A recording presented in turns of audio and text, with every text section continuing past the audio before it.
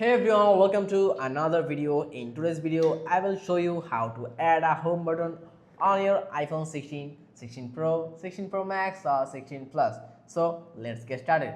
Instead of a physical button, we will be adding a virtual home button. Here's how. Open the settings on your iPhone, go to the accessibility option and tap on touch there. Select assistive touch and turn it on. Here you can see once you enable assistive touch, a floating button will appear on your screen.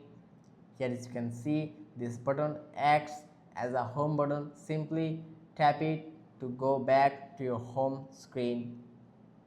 Okay, that's it. You can also remove it around it to any position.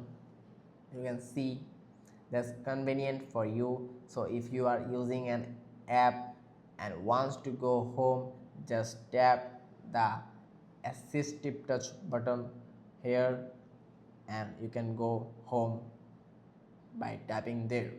I hope this video was helpful. If it was, hit the like button and subscribe for more iPhone tips and tricks. See you next time.